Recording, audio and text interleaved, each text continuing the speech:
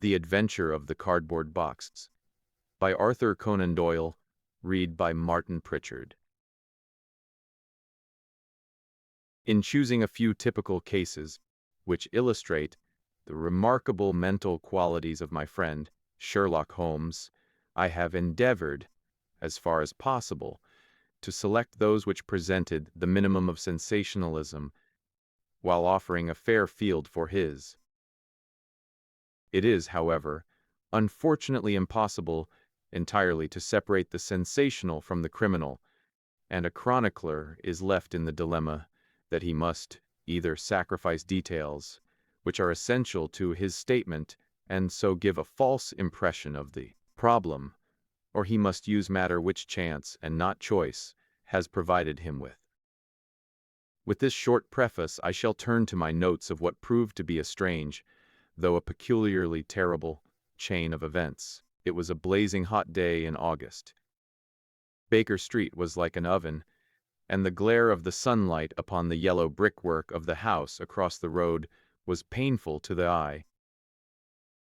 It was hard to believe that these were the same walls which loomed so gloomily through the fogs of winter.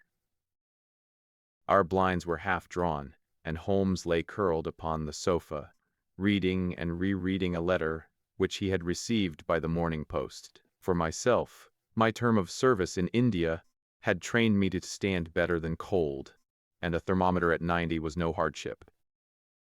But the morning paper was uninteresting. Parliament had risen, everybody was out of town, and I yearned for the glades of the New Forest or the shingle of South Sea. A depleted bank account had caused me to postpone my holiday. And as to my companion, neither the country nor the sea presented the slightest attraction to him. He loved to lie in the very center of 5 millions of people, with his filaments stretching out and running through them, responsive to every little rumor or suspicion of unsolved crime. Appreciation of nature found no place among his many gifts, and his only change was when he turned his mind from the evil doer of the town to track down his brother of the country. Finding that Holmes was too absorbed for conversation, I had tossed aside the barren paper, and leaning back in my chair, I fell into a brown study. Suddenly, my companion's voice broke in upon my thoughts. "You are right, Watson," said he. "It does seem a most preposterous way of settling a dispute." "Most preposterous!" I exclaimed, and then suddenly realizing how he had echoed the inmost thought of my soul, I sat up in my chair and stared at him in blank amazement. "What is this, Holmes?" I cried. "This is beyond anything which I could have imagined." He laughed heartily at my perplexity. "You remember," said he, "that some little time ago, when I read you the passage in one of Poe's sketches in which a close reasoner follows the unspoken thoughts of his companion, you were inclined to treat the matter as a mere tour de force of the author, on my remarking that I was constantly in the habit of doing the same thing. You expressed incredulity. "Oh, no, perhaps not with your tongue, my dear Watson, but certainly with your eyebrows. So when I saw you throw down your paper and enter upon a train of thought, I was very happy to have the opportunity of reading it off, and eventually of breaking into it, that I had been in rapport with you. But I was still far from satisfied." "In the example which you read to me," said I, "the reasoner drew his conclusions from the actions of the man whom he observed. If I remember right, he stumbled over a heap of stones, looked up at the stars, and so on. But I have been seated quietly in my chair, and what clues can I have given you? You do yourself an injustice. The features are given to man as the means by which he shall express his emotions, and yours are faithful servants. Do you mean to say that you read my train of thoughts from my features? Your features, and especially your eyes. Perhaps you cannot yourself recall how your reverie commenced?" "No, I cannot." "Then I will tell you.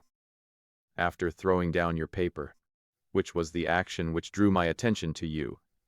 You sat for half a minute with a vacant expression. Then your eyes fixed themselves upon your newly framed picture of General Gordon, and I saw by the alteration in your face that a train of thought had been started. But it did not lead very far. Your eyes flashed across to the unframed portrait of Henry Ward Beecher, which stands upon the top of your books.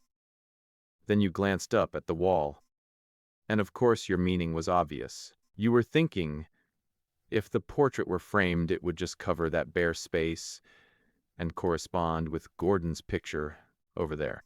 "You have followed me wonderfully," I exclaimed.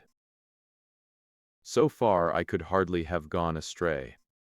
But now your thoughts went back to Beecher, and you looked hard across as if you were studying the character in his features. I was well aware that you could not do this without thinking of the mission which he undertook on behalf of the North at the time of the Civil War. For I remember your expressing your passionate indignation at the way in which he was received by the... When a moment later I saw your eyes wander away from the picture, I suspected that your mind had now turned to the Civil War, and when I observed that your lips set, your eyes sparkled, and your hands clenched, I was positive that you were indeed thinking of the gallantry which was shown by both sides in that desperate struggle. But then, again, your face grew sadder. You shook your head. You were dwelling upon the sadness and horror and useless waste of life. Your hand stole towards your own old wound, and a smile quivered on your lips, which showed me that the ridiculous side of this method of settling international questions had forced itself upon your mind. At this point I agreed with you that it was preposterous, and was glad to find that all my deductions had been correct. "Absolutely," said I. "And now that you have explained it, I confess that I am as amazed as before. It was very superficial, my dear Watson, I assure you. I should not have intruded it upon your attention had you not shown some incredulity the other day. But I have in my hands here a little problem which may prove to be more difficult of solution than my small essay in thought reading. Have you observed in the paper a short paragraph referring to the remarkable contents of a packet sent through the post to Miss Cushing of Cross Street, Croydon? No, I saw nothing. Ah! Then you must have overlooked it. Just toss it over to me. Here it is, under the financial column. Perhaps you would be good enough to read it aloud." I picked up the paper which he had thrown back to me and read the paragraph indicated. It was headed a gruesome packet. "Miss Susan Cushing, living at Cross Street, Croydon, has been made the victim of what must be regarded as a peculiarly revolting practical joke, unless some more sinister meaning should prove to be attached to the incident. At 2 o'clock yesterday afternoon a small packet, wrapped in brown paper, was handed in by the postman. A cardboard box, which was with coarse salt. There is no indication as to the sender, and the matter is the more mysterious as Miss Cushing, who is a maiden lady of 50, has led a most retired life, and has so few acquaintances or correspondents that it is a rare event for her to receive anything through the post. Some years ago, however, when she resided at Penge, she let apartments in her house to 3 young medical students, whom she was obliged to get rid of on account of their noisy and irregular habits. The police are of opinion that this outrage may have been perpetrated upon Miss Cushing by these youths, who owed her a grudge, and who hoped to frighten her by sending her these relics of the dissecting rooms. Some probability is lent to the theory by the fact that one of these students came from the north of Ireland, and, to the best of Miss Cushing's belief, from Belfast. In the meantime, the matter is being actively investigated. Mr. Lestrade, one of the very smartest of our detective officers, being in charge of the case. "So much for the Daily Chronicle," said Holmes as I finished reading. Now for our friend Lestrade. I had a note from him this morning, in which he says, I think that this case is very much in your line. We have every hope of clearing the matter up, but we find a little difficulty in getting anything to work upon. We have, of course, wired to the Belfast post office, but a large number of parcels were handed in upon that day, and they have no means of identifying this particular one, or of remembering the sender. The box is a half-pound box of honeydew tobacco and does not help us in any way. The medical student theory still appears to me to be the most feasible, but if you should have a few hours to spare, I should very happy to see you out here. I shall be either at the house or in the police station all day. What say you, Watson? Can you rise superior to the heat and run down to Croydon with me on the off chance of a case for your annals? I was longing for something to do. You shall have it then. Ring for our boots and tell them to order a cab. I'll be back in a moment when I have changed my dressing gown and filled my cigar case. A shower of rain fell while we were in the train, and the heat was far less oppressive in Croydon than in town.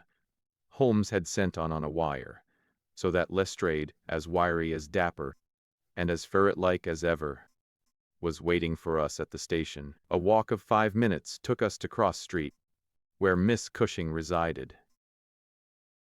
It was a very long street of 2-story brick houses, neat and prim, with whitened stone steps and little groups of aproned women at the doors.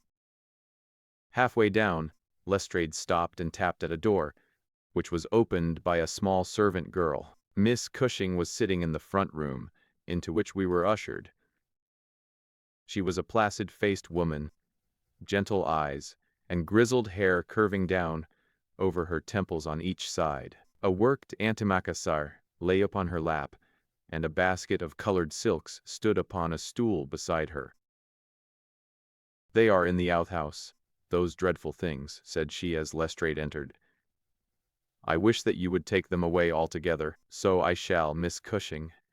I only kept them here until my friend, Mr. Holmes, should have seen them in your presence. Why in my presence, sir? In case he wished to ask any questions. What is the use of asking me questions when I tell you I know nothing whatever about it? Quite so, madam, said Holmes in his soothing way.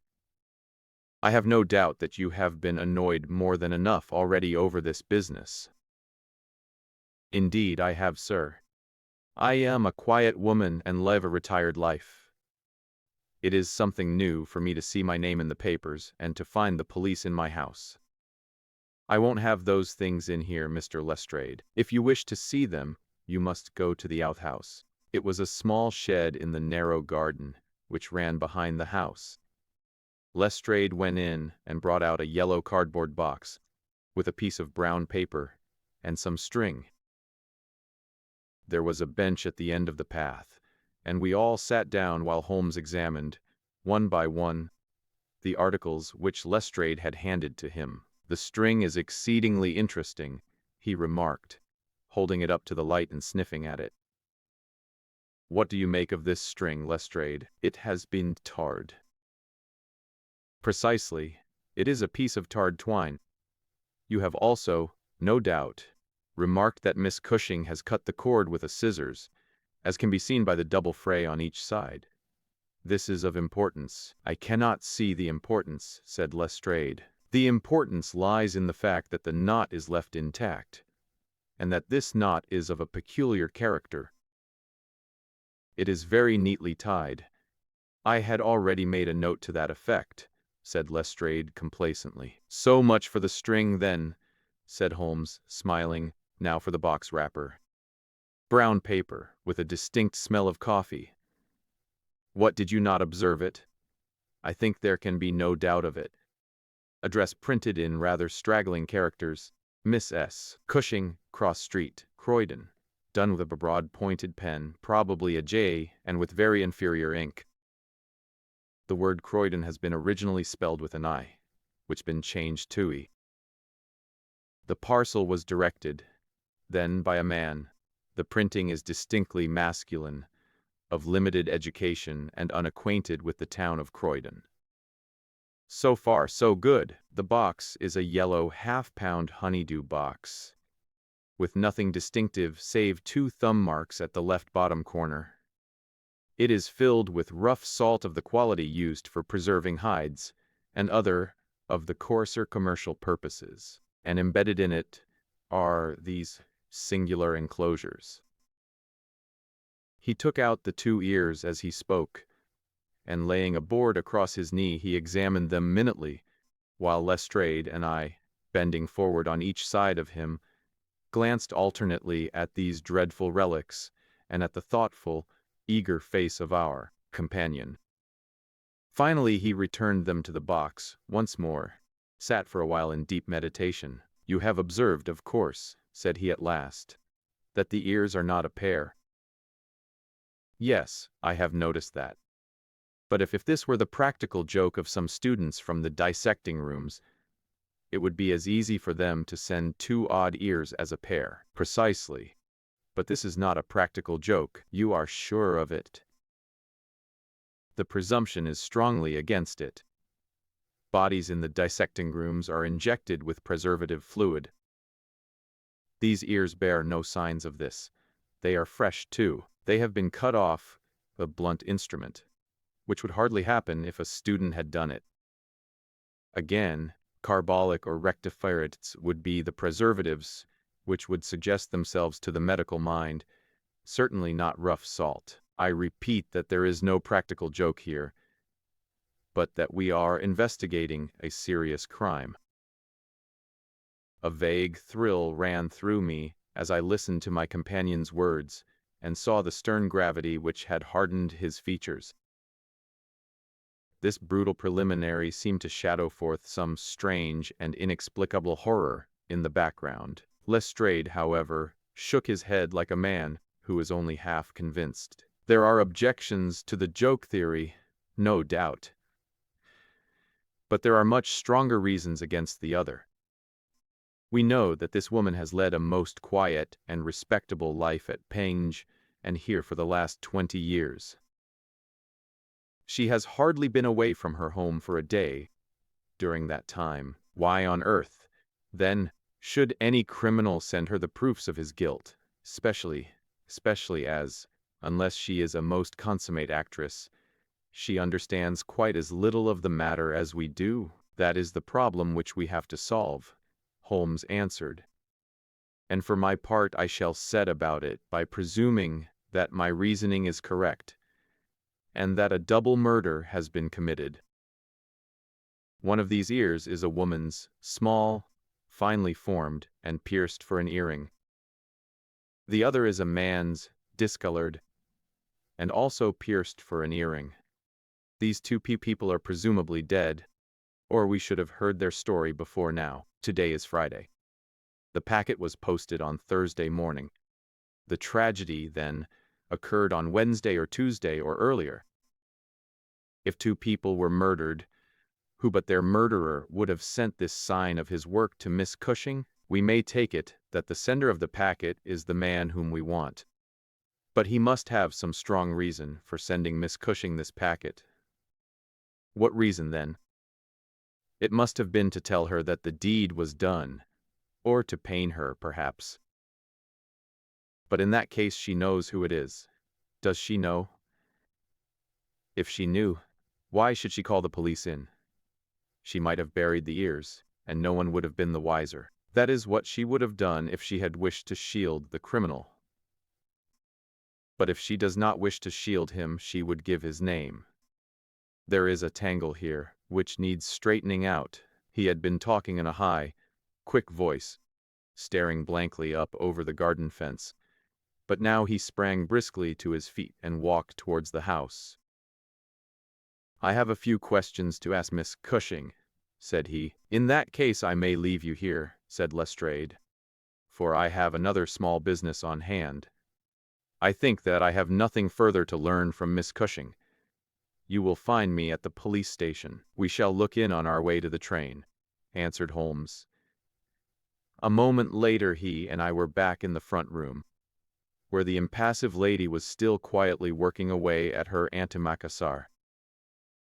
She put it down on her lap as we entered, and looked at us with her frank, searching blue eyes. "I am convinced, sir," she said, "that this matter is a mistake, and that the parcel was never meant for me at all. I have said this several times to the gentleman from Scotland Yard, but he simply laughs at me. I have not an enemy in the world, as far as I know. So why should anyone play me such a trick?" "I am coming to be of the same opinion, Miss Cushing," said Holmes, taking a seat beside her. "I think that it is more than probable." He paused, and I was surprised, on glancing round to see that he was staring with singular intentness at the lady's profile. Surprise and satisfaction were both for an instant to be read upon his eager face, though when she glanced round to find out the cause of his silence, he had become as demure as ever. I stared hard myself at her flat, grizzled hair, her trim cap, her little gilt earrings, her placid features, but I could see nothing which could account for my companion's evident excitement. There were one or two questions. "Oh, I am weary of questions," cried Miss Cushing impatiently. "You have two sisters, I believe. How could you know that? I observed the very instant that I entered the room that you have a portrait group of 3 ladies upon the mantelpiece, one of whom is undoubtedly yourself, while the others are so exceedingly like you that there could be no doubt of the relationship. Yes, you are quite right. Those are my sisters, Sarah and Mary, and here at my elbow is another portrait, taken at Liverpool, of your younger sister, in the company of a man who appears to be a steward by his uniform. I observed that she was unmarried at the time." "You are very quick at observing." "That is my trade." "Well, you are quite right. But she was married to Mr. Browner a few days afterwards. He was on the South American line when that was taken, but he was so fond of her that he couldn't abide to leave her for so long, and he got into the Liverpool-London boats." "Ah, the Conqueror, perhaps?" "No, the May Day, when last I heard. Jim came down here to see me once. That was before he broke the pledge, but afterwards he would always take drink when he was ashore, and a little drink would send him staring mad. Ah! It was a bad day that ever he took a glass in his hand again. First he dropped me, then he quarreled with Sarah, and now that Mary has stopped writing, we don't know how things are going with them." It was evident that Miss Cushing had come upon a subject on which she felt very like most people who lead a lonely life, she at first, but ended by becoming extremely communicative. She told us many details about her brother-in-law the steward, and then wandering off on the subject of her former lodgers, the medical students, she gave us a long account of their delinquencies, with their names and those of their hospitals. Holmes listened attentively to everything, throwing in a question from time to time. "About your second sister, Sarah," said he. "I wonder, since you are both maiden ladies, that you do not keep house together." "Ah, you don't know Sarah's temper, or you would wonder no more. I tried it when I came to Croydon, and we kept on until about 2 months ago, when we had to part. I don't want to say a word against my own sister, but she was always meddlesome and hard to please, was Sarah. You say that she quarreled with your Liverpool relations." "Yes, and they were the best of friends at one time. Why, she went up there to live in order to be near them. And now she has no word hard enough for Jim Browner. The last 6 months that she was here, she would speak of nothing but his drinking and his ways. He had caught her meddling, I suspect, and given her a bit of his mind, and that was the start of it." "Thank you, Miss Cushing," said Holmes, rising and bowing. "Your sister Sarah lives, I think you said, at New Street, Wallington? Goodbye, and I am very sorry you should have been troubled over a case with which, as you say, you have nothing whatever to do." There was a cab passing as we came out, and Holmes hailed it. "How far to Wallington?" he asked. "Only a mile, sir." "Very good. Jump in, Watson. We must strike while the iron is hot." Simple as the case is, there have been one or two very instructive details in connection with it.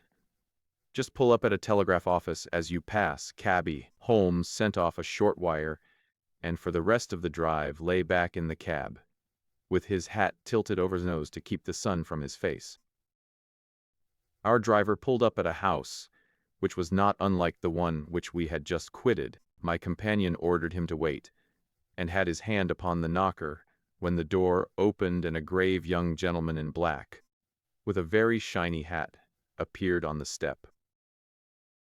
"Is Miss Cushing at home?" asked Holmes. "Miss Sarah Cushing is extremely ill," said he. "She has been suffering since yesterday from brain symptoms of great severity. As her medical adviser, I cannot possibly take the responsibility of allowing anyone to see her. I should recommend you to call again in 10 days. He drew on his gloves, closed the door, and marched off down the street.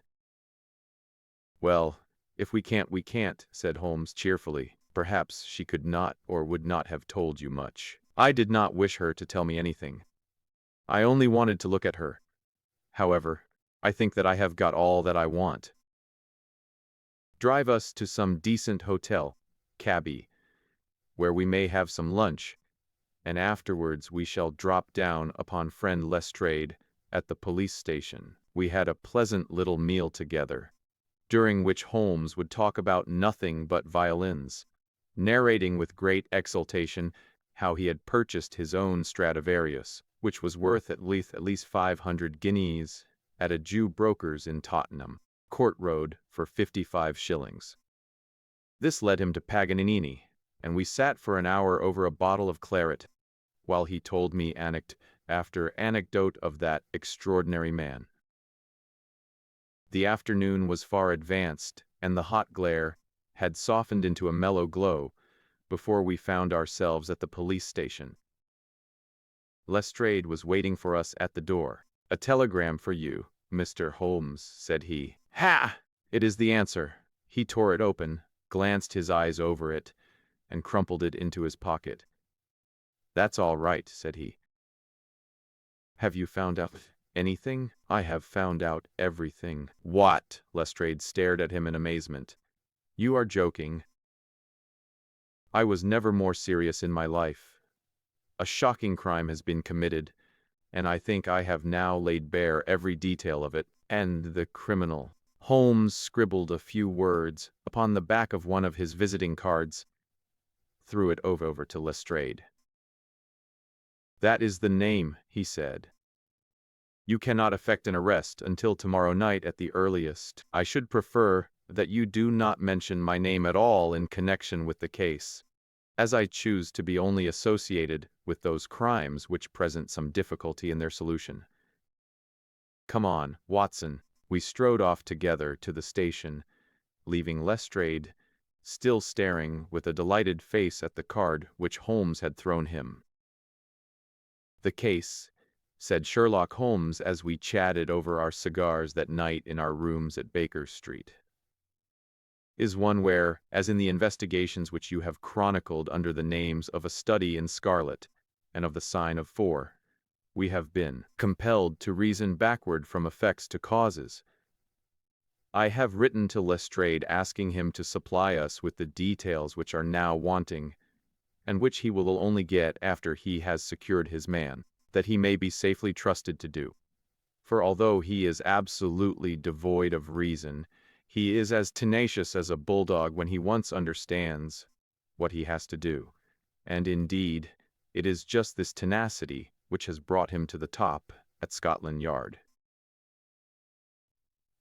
"Your case is not complete, then?" I asked. "It is fairly complete in essentials. We know who the author of the revolting business is. Although one of the victims still escapes us, of course, you have formed your own conclusions. I presume that this Jim Browner, the steward of a Liverpool boat, is the man whom you suspect." "Oh, It is more than a suspicion, and yet I cannot see anything save very vague indications. On the contrary, to my mind nothing could be more clear. Let me run over the principal steps. We approached the case, you remember, with an absolutely blank mind, which is always an advantage. We had formed no theories. We were simply there to observe and to draw inferences from our observations. What did we see first? A very placid and respectable lady, who seemed quite innocent of any secret, and a portrait which showed me that she had 2 younger sisters. It instantly flashed across my mind that the box might have been meant for one of these. I set the idea aside as one which could be disproved or confirmed at our leisure. Then we went to the garden, as you remember, and we saw the very singular contents of the little yellow box. When I observed that the knot was one which is popular with sailors, that the parcel had been posted at a port, and that the male ear was pierced for an earring, which is so much more common among sailors than landsmen, I was quite certain that all the actors in the tragedy were to be found among our seafaring classes. When I came to examine the address of the packet, I observed that it was S. Cushing. Now, the oldest sister would, of course, be Miss Cushing, and although her initial was as it might belong to one of the others as well. In that case, we should have to commence our investigation from a fresh basis altogether. I therefore went into the house with the intention of clearing up this point. I was about to assure Miss Cushing that I was convinced that a mistake had made when you may remember that I came suddenly to a stop. The fact was that I had just seen something which filled me with surprise, and at the same time narrowed the field of our inquiry immensely. As a medical man, you are aware, Watson, that there is no part of the body which varies so much as the human ear. Each ear is as a rule quite distinctive and differs from all other ones. In last year's anthropological journal, you will find 2 short monographs from my pen upon the subject. I had, therefore, examined the ears in the box with the eyes of an expert and had carefully noted their anatomical peculiarities. Imagine my surprise, then, when on looking at Miss Cushing I perceived that her ear corresponded exactly with the female ear which I had just inspected.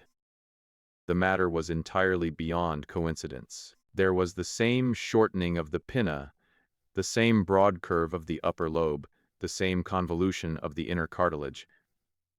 In all essentials it was the same ear. Of course, I at once saw the enormous importance of the observation.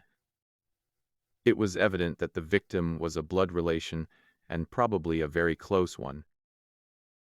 I began to talk to her about her family, and you remember that she at once gave us some exceedingly valuable details. In the first place, her sister's name was Sarah, and her address had until recently been the same, so that it was quite obvious how the mistake had occurred and for whom the packet was meant. Then we heard of this steward, married to the 3rd sister, and learned that he had at one time been so intimate with Miss Sarah that she had actually gone up to Liverpool to be near the Browners. But a quarrel had afterwards divided them. This quarrel had put a stop to all communications for some months, so that if Browner had occasion to address a packet to Miss Sarah, he would undoubtedly have done so to her old address. And now the matter had begun to straighten itself out wonderfully. We had learned of the existence of this steward, an impulsive man of strong passions. You remember that he threw up what must have been a very superior berth in order to be nearer to his wife, subject to occasional fits of hard drinking. We had reason to believe that his wife had been murdered, and that a man, presumably a seafaring man, had been murdered at the same time. Jealousy, of course, at once suggests itself as the motive for the crime. You will observe that this line of boats calls at Belfast, Dublin, and Waterford, so that, presuming that Browner had committed the deed and had embarked at once upon his steamer, the Mayday, Belfast would be the first place at which he could post his terrible packet. A second solution was at this stage obviously possible, and although I thought it exceedingly unlikely, I was determined to elucidate it before going further. An unsuccessful lover might have killed Mr. and Mrs. Browner, and the male ear might have belonged to the husband. There were many grave objections to this theory, but it was conceivable. I therefore sent off a telegram to my friend Alger, of the Liverpool force, and asked him to find out if Mrs. Browner were at home, and if Browner had departed in the Mayday. Then we went on to Wallington to visit Miss Sarah. I was curious in the first place to see how far the family ear had been reproduced in her.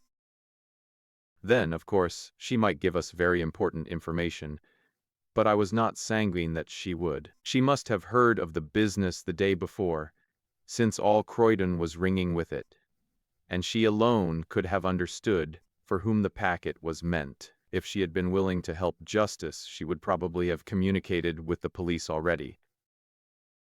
However, it was clearly our duty to see her, so we went. We found that the news of the arrival of the packet, for her illness dated from that time, had such an effect upon her as to bring on brain fever. It was clearer than ever that she understood its full significance, but equally clear that we should have to wait some time for any assistance from her. However, we were really independent of her help. Our answers were waiting for us at the police station, where I had directed Alger to send them. Nothing could be more conclusive. Mrs.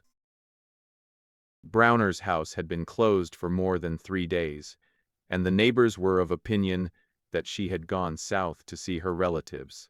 It had been ascertained at the shipping offices that Browner had left aboard of the Mayday, and I calculate that she is due in the Thames tomorrow night. When he arrives, he will be met by the obtuse but resolute Lestrade. I have no doubt that we shall have all our details filled in. Sherlock Holmes was not disappointed in his expectations. 2 days later he received a bulky envelope, which contained a short note from the detective and a typewritten document which covered several pages of foolscap. "Lestrade has got him all right," said Holmes, glancing up at me. "Perhaps it would interest you to hear what he says, my Mr. Holmes. In accordance with the scheme which we had formed in order to test theories, the we is rather fine, Watson, is it not? I went down to the Albert Dock yesterday at 6 p.m. and boarded the SS Mayday, belonging to the Liverpool, Dublin, and London Steam Packet Company. On inquiry, I found there was a steward on board of the name of James Browner, and that he had acted during the voyage in such an extraordinary manner, the captain had been compelled to relieve him of his duties.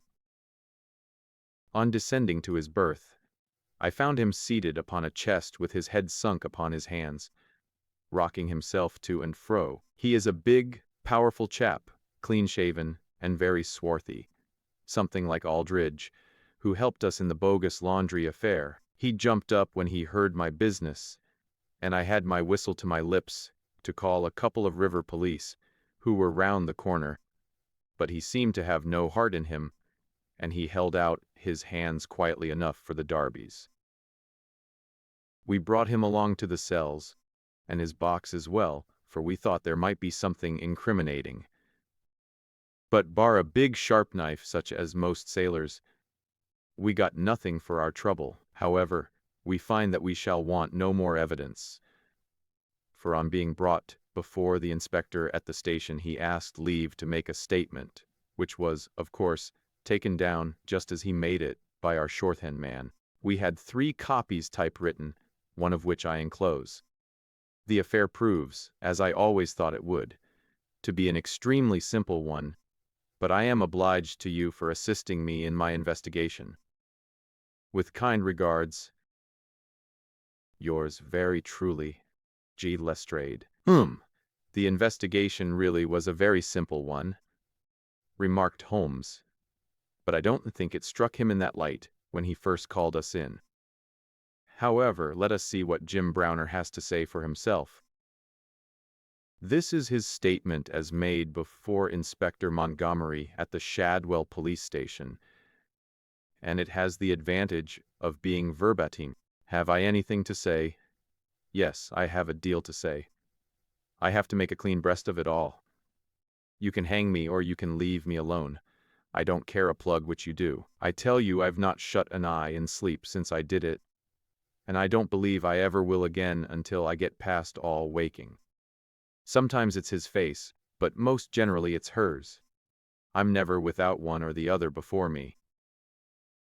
He looks frowning and black-like, but she has a kind o' surprise upon her face.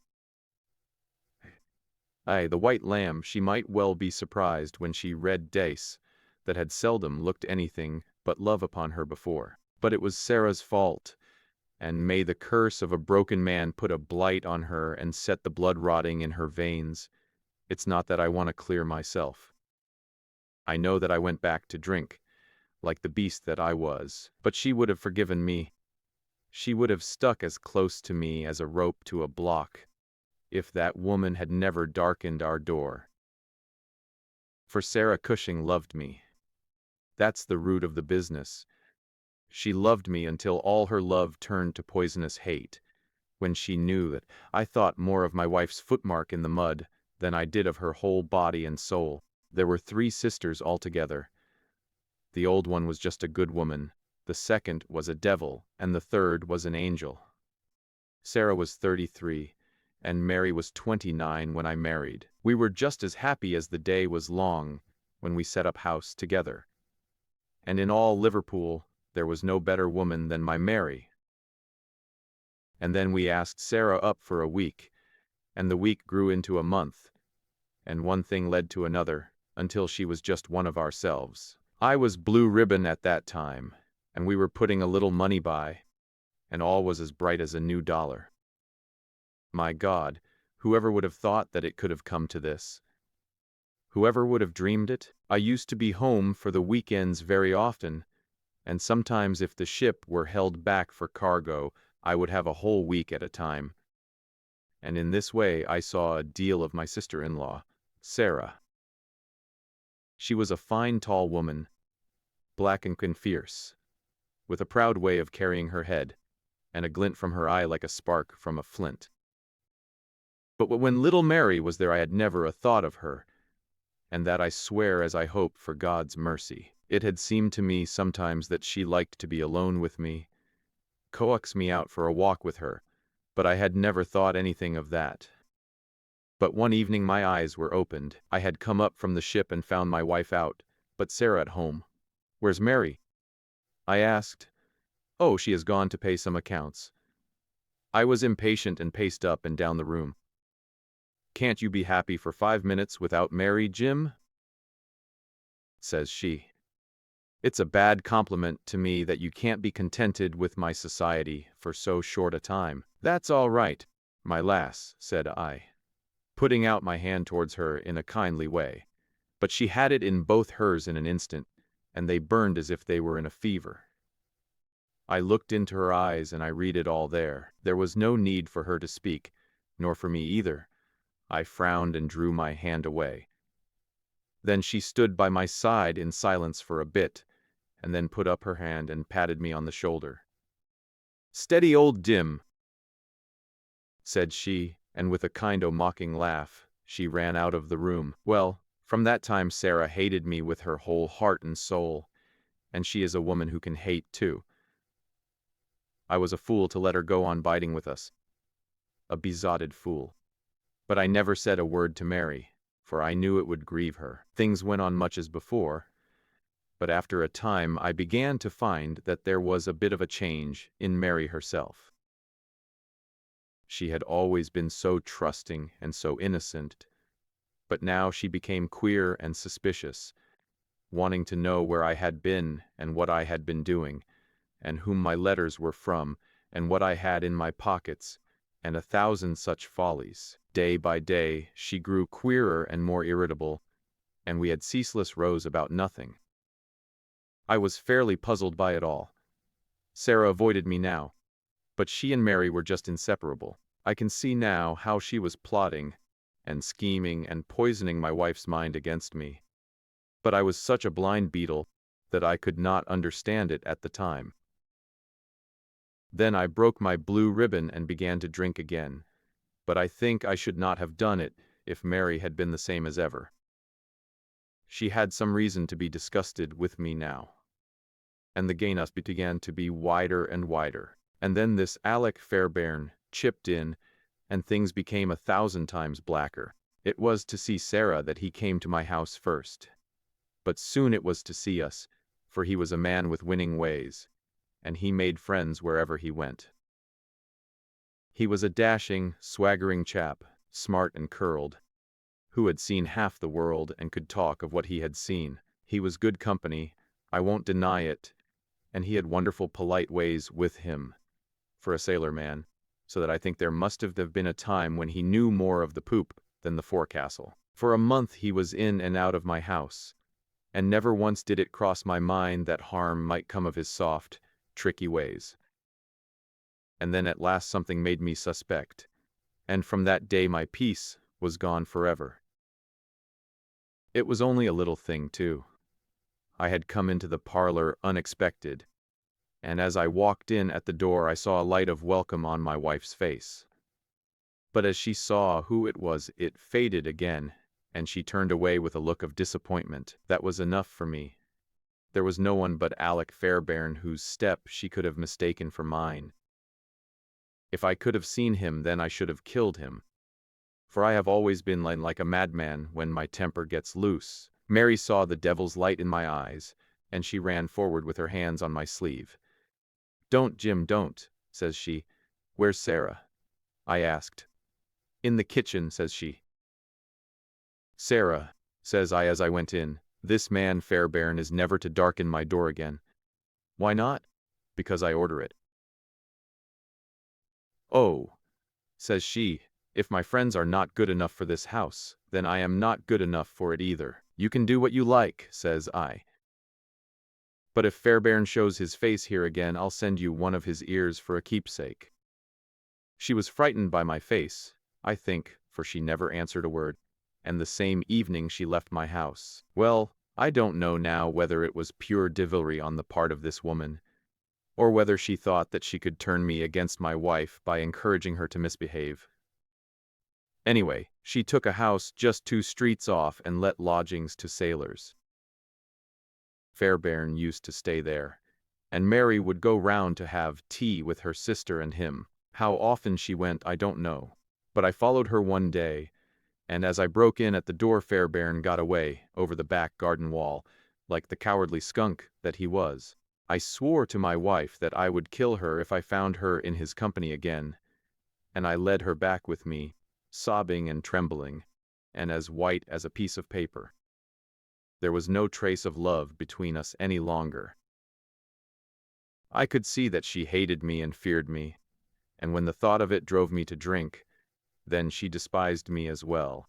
Well, Sarah found that she could not make a living in Liverpool, so she went back, as I understand, to live with her sister in Croydon, and things jogged on much the same as ever at home. And then came this last week and all the misery and ruin. It was in this way. We had gone on the May Day for a round voyage of 7 days, but a hogshead got loose and started one of our plates, so that we had to put back into port for 12 hours. I left the ship and came home, thinking what a surprise it would be for my wife, and hoping that maybe she would be glad to see me so soon. The thought was in my head as I turned into my own street, and at that moment a cab passed me, and there she was, sitting by the side of Fairbairn, the two chatting and laughing, with never a thought for me as I stood watching them from the footpath. I tell you, and I give you my word for it, that from that moment I was not my own master, and it is all like a dim dream when I look back on it. I had been drinking hard of late, and the two things together fairly turned my brain. There's something throbbing in my head now, like a docker's hammer, but that morning I seemed to have all Niagara whizzing and buzzing in my ears. Well, I took to my heels, and I ran after the cab. I had a heavy oak stick in my hand, and I tell you I saw red from the first. But as I ran, I got cunning too, and hung back a little to see them without being seen. They pulled up soon at the railway station. There was a good crowd round the booking office, so I got quite close to them without being seen. They took tickets for New Brighton. So did I, but I got in 3 carriages behind them. When we reached it, they walked along the parade, and I was never more than 100 yards from them. At last I saw them hire a boat and start for a row, for it was a very hot day, and they thought, no doubt, that it would be cooler on the water. It was just as if they had been given into my hands. There was a bit of a haze, and you could not see more than a few 100 yards. I hired a boat for myself, and I pulled after them. I could see the blur of their craft, but they were going nearly as fast as I, and they must have been a long mile from the shore before I caught them up. The haze was like a curtain all round us, and there were we 3 in the middle of it. My God, shall I ever forget their faces when they saw who was in the boat that was closing in upon them? She screamed out. He swore like a madman and jabbed at me with an oar, for he must have seen death in my eyes. I got past it and got one in with my stick that crushed his head like an egg. I would have spared her, perhaps, for all my madness, but she threw her arms round him, crying out to him and calling him Elec. I struck again, and she lay stretched beside him. I was like a wild beast then that had tasted blood. If Sarah had been there, by the Lord, she should have joined them. I pulled out my knife, and, well, there, I've said enough. It gave me a kind of savage joy when I thought how Sarah would feel when she had such signs as these of what her meddling had brought about. Then I tied the bodies into the boat, stove a plank, and stood by until they had sunk. I knew very well that the owner would think that they had lost their bearings in the haze, and had drifted off out to sea. I cleaned myself up, got back to land, and joined my ship without a soul having a suspicion of what had passed. That night I made up the packet for Sarah Cushing, and next day I sent it from Belfast. There you have the whole truth of it. You can hang me, or do what you like with me, but you cannot punish me as I have been punished already. I cannot shut my eyes, but I see those 2 faces staring at me as they stared when my boat broke through the haze. I killed them quick, but they are killing me slow, and if I have another night of it, I shall be either mad or dead before morning. You won't put me alone into a cell, sir? For pity's sake, and may you be treated in your day of agony as you treat me now. What is the meaning of it, Watson? Said Holmes solemnly as he laid down the paper. What object is served by this circle of misery and violence and fear? It must tend to some end, or else our universe is ruled by chance, which is unthinkable. But what end? There is the great standing perennial problem to which human reason is as far from an answer as ever.